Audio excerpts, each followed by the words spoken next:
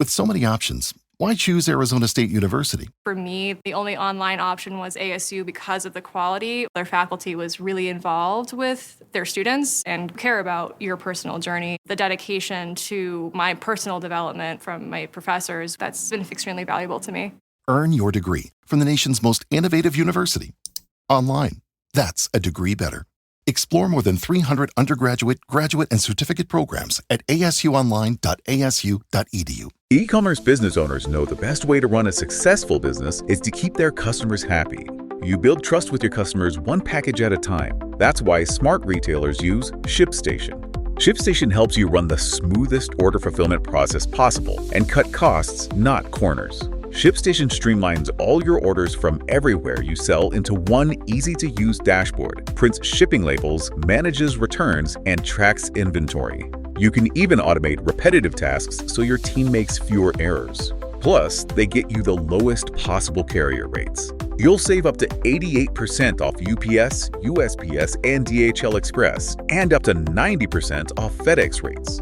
When shoppers choose to buy your products, turn them into loyal customers with cheaper, faster, and better shipping. Go to shipstation.com/program to sign up for your free trial. There's no credit card or contract required, and you can cancel anytime. That's shipstation.com/program. With so many options, why choose Arizona State University? For me, the only online option was ASU because of the quality. Their faculty was really involved with their students and care about your personal journey. The dedication to my personal development from my professors, that's been extremely valuable to me. Earn your degree from the nation's most innovative university. Online. That's a degree better. Explore more than 300 undergraduate, graduate, and certificate programs at asuonline.asu.edu.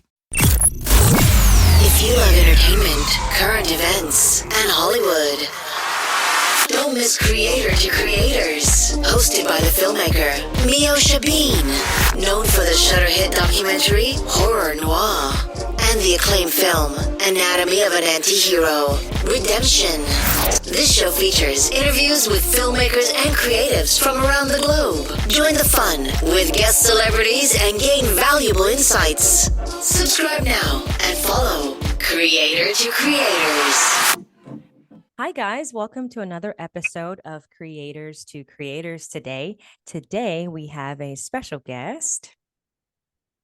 Leonardo, Prakash. Welcome back to the show. It's been a long time since you've been back on. Maybe a year or two? At least 2 years, I think. Well, I'm so glad you're back. It's so good to see you, and you look great, and I love that you have some new music on the way, and I'm super excited to talk about that. But for the new listeners out there that don't know much about like your background or like what you do, please tell the audience and the listeners like a little bit about like what was your childhood like and how did you kind of find your way into music? Well, first of all, I'm very happy to be here too. Thank you. Well, yeah, I'm a musician. I'm an artist, I will say, more than a musician, which includes music and other stuff. It's been a right now. Last years, I've been going through this transformation of taking inspiration in different aspects of my life, no? To drawing, painting, I don't know, cinematography, music, no? So I started the music because everyone in my family went to Catholic school.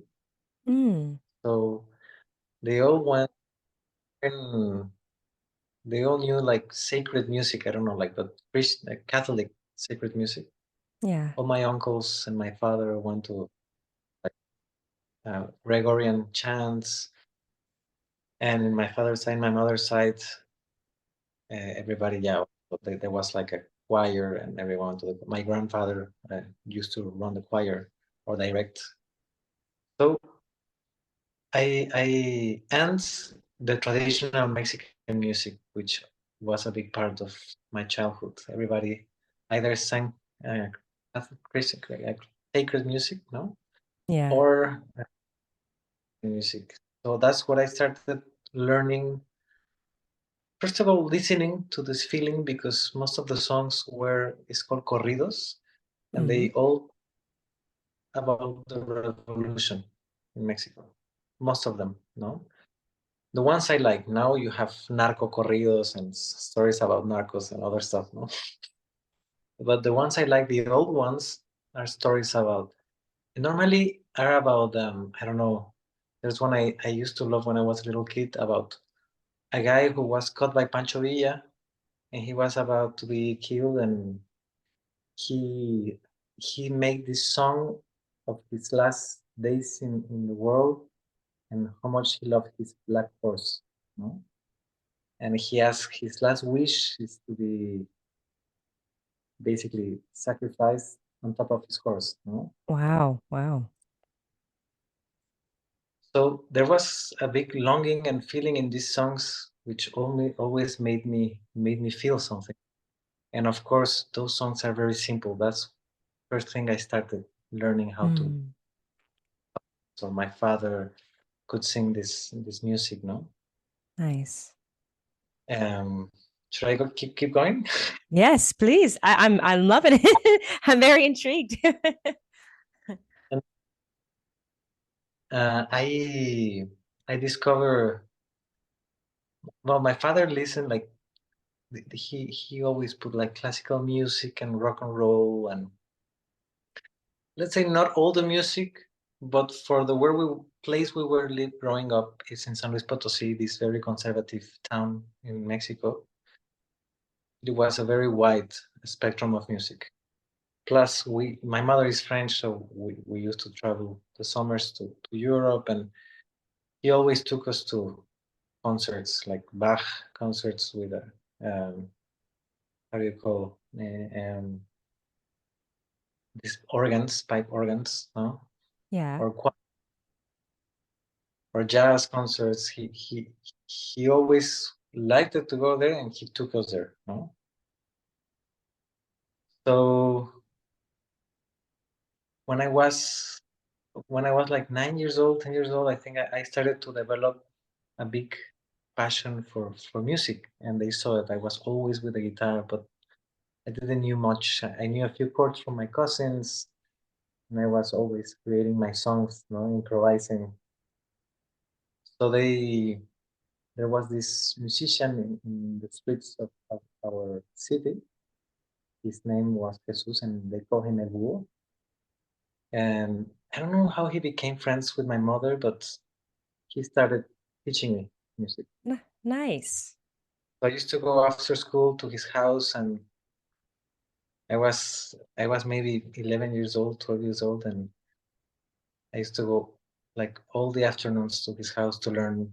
We did like 2 hours of classical guitar, and then we put some, like, he started teaching me blues and rock and roll from the 60s, 70s, 80s. And actually, he's the guy which I started smoking weed with. That's hilarious. So high and just play music all afternoon, That's So so that's amazing that that came at that age. But when was it when you were like, all right, I want to do this as like this is what I want to do with my life for sure. Because I think we all have like habits when we're young, right? That we pick up.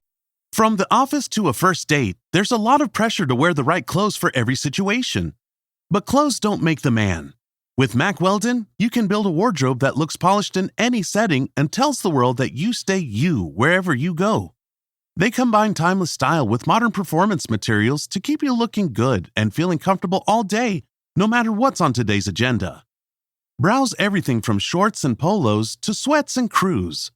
Go to MackWeldon.com and get 25% off your first order of $125 or more with promo code MACK25.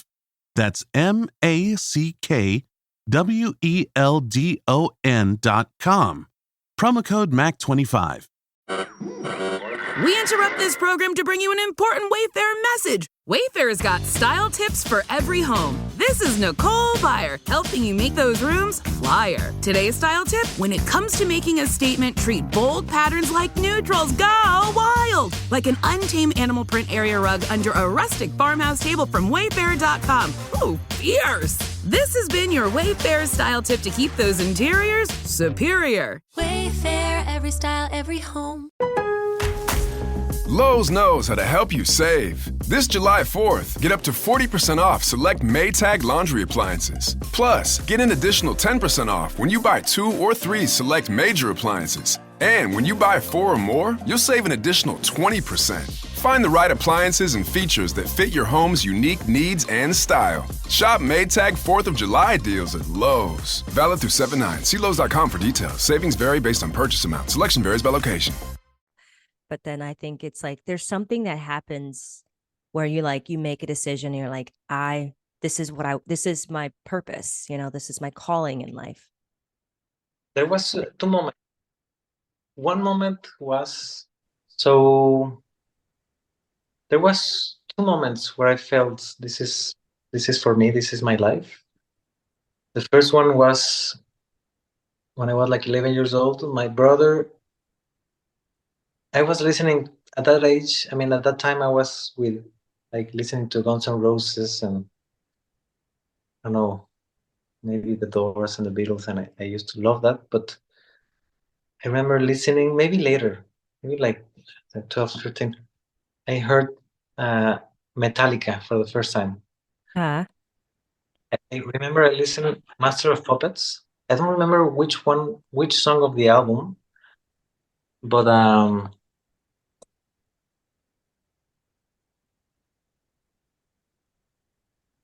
it creates something on me, like almost like an epiphany, that I could see my life in music. It gave me like this vision of my life in music. Love and that. I said, I want to do this, and I think I'm going to do it.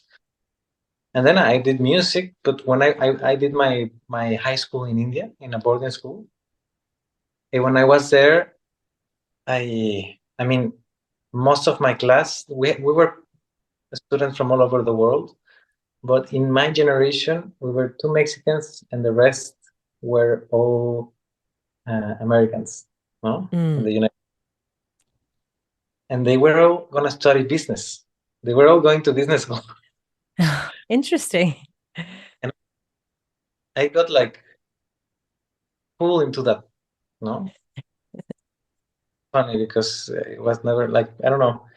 I got pulled into that world, and I didn't study business, but I did start a business when I came back to What kind of business did you start?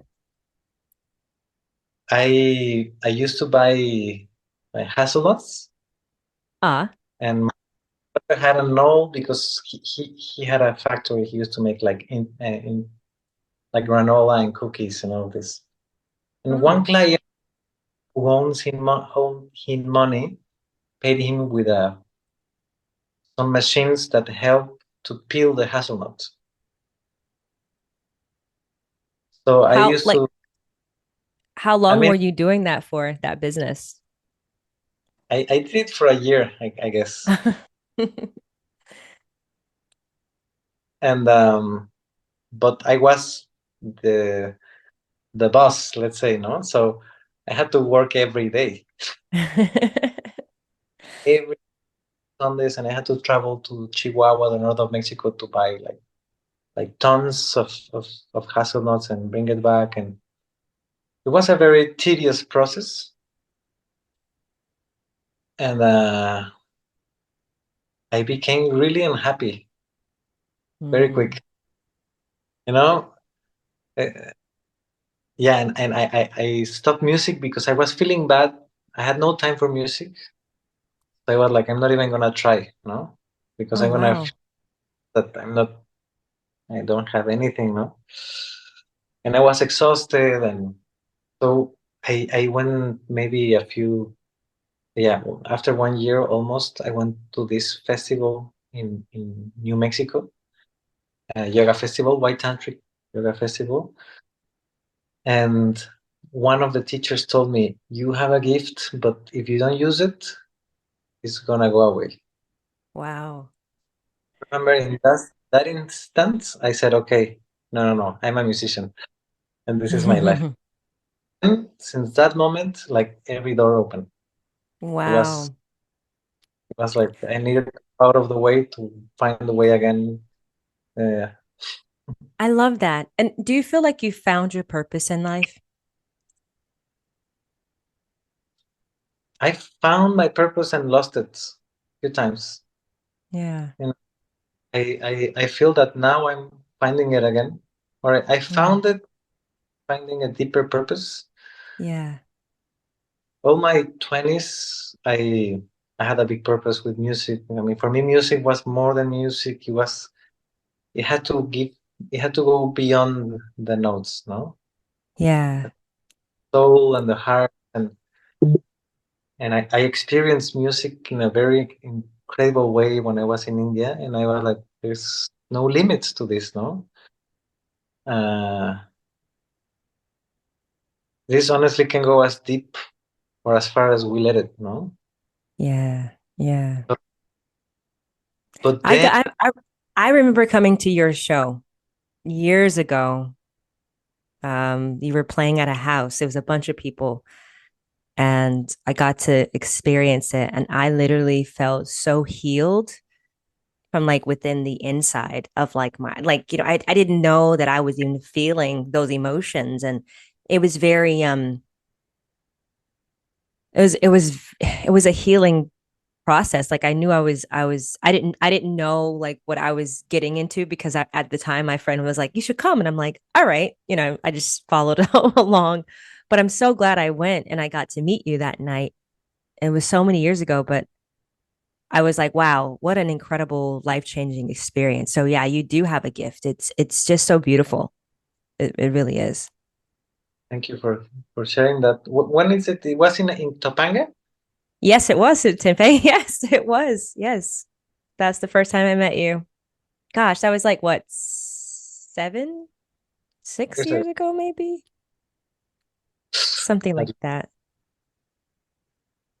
Yeah, Yeah. so but then I honestly, with life, and I became a father when I was 27.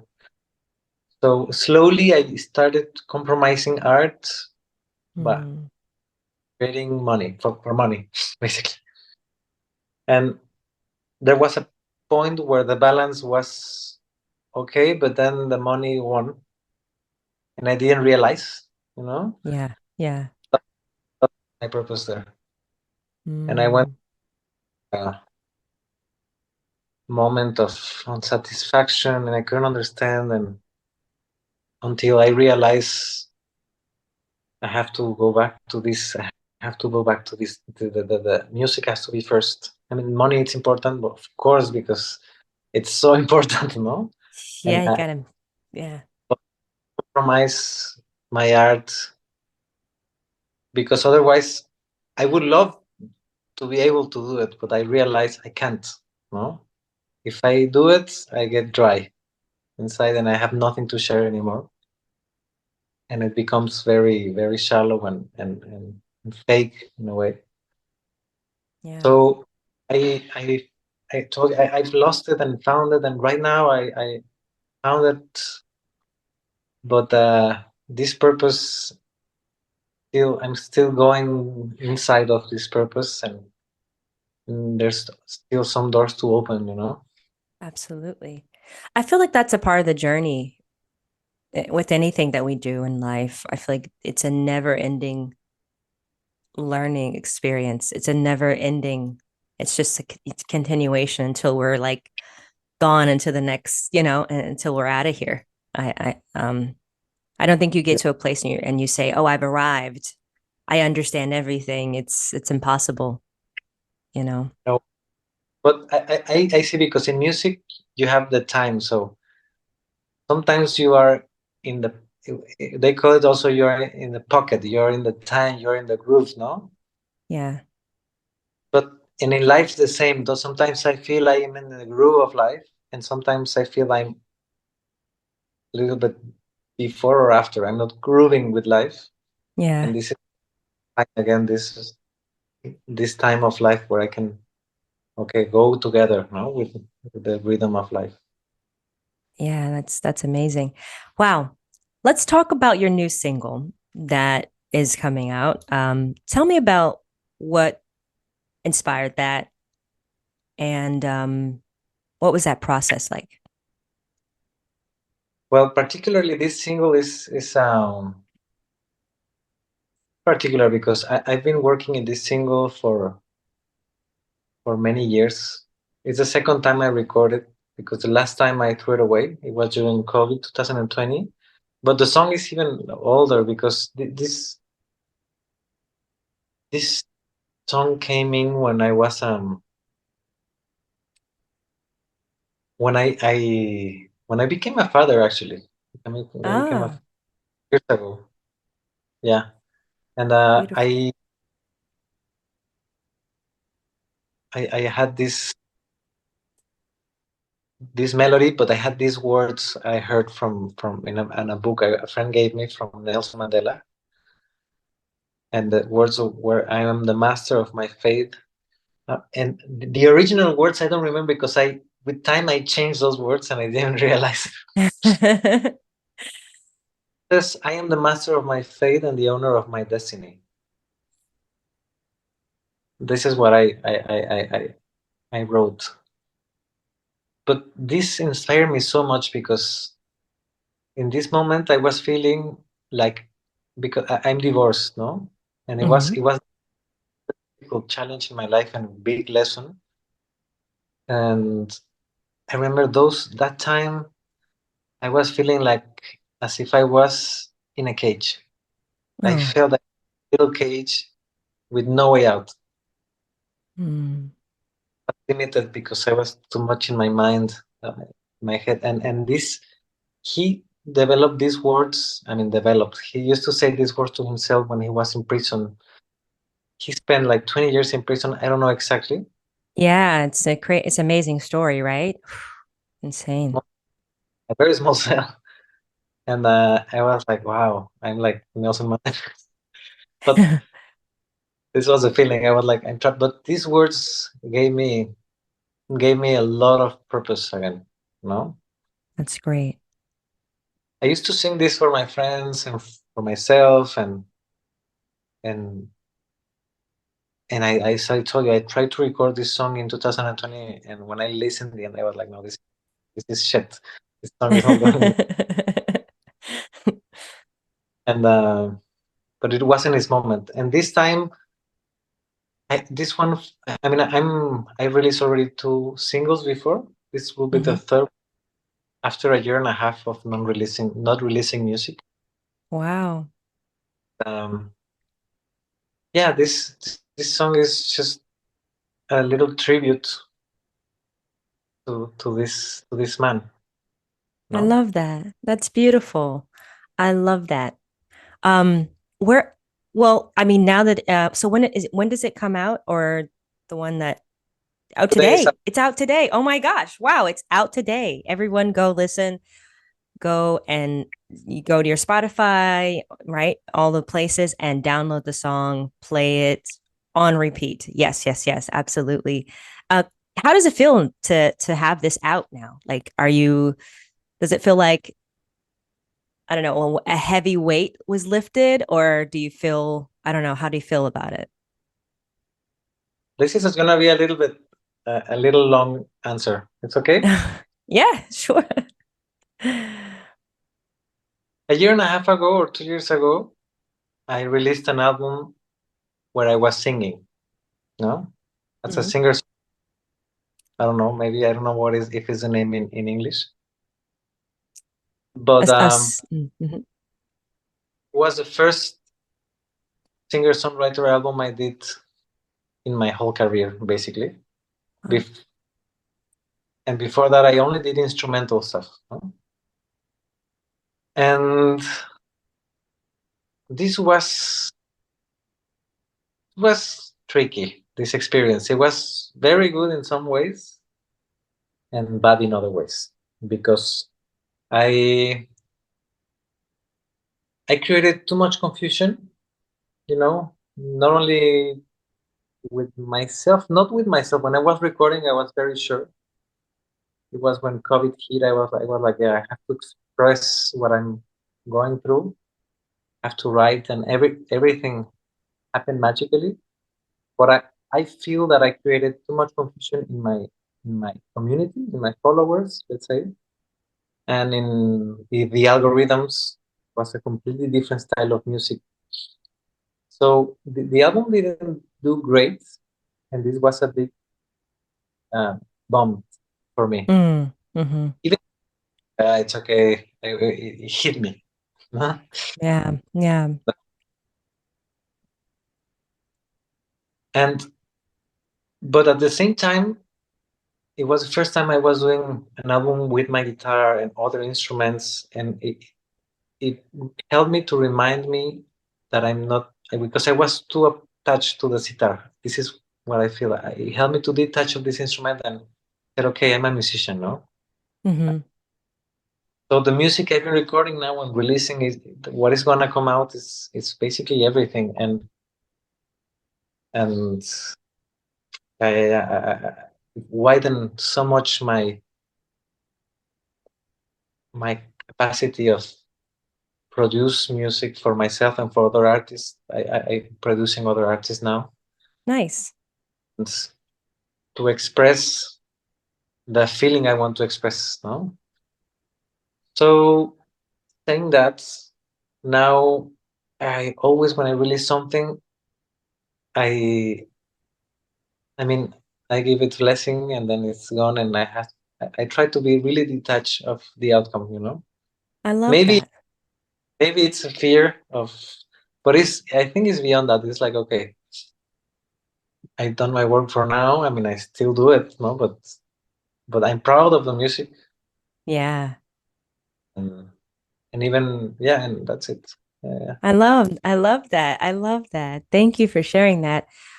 Also, where can people find you on social media to follow you and everything that you have going on? Well, I only have Facebook and Instagram, and basically I only use Instagram. Um, so Instagram, you can find me as Leonardo Prakash. Prakash is with a K and SH at the end, and the rest is in my Instagram. You can go to the link on my bio and find all the information about me. Yes, yes. Thank you so much. Thank you for coming on. It's always a pleasure talking to you and catching up and just hearing from you. Always. Ladies and gentlemen, we are going to be listening to one of Leonardo's songs that he was ever so gracious to send us from his upcoming album. Hope you guys enjoy it. Sit back, relax, let the music move you, let the music heal you, and we'll see you guys next time on Creators to Creators. And remember to always live, love, laugh.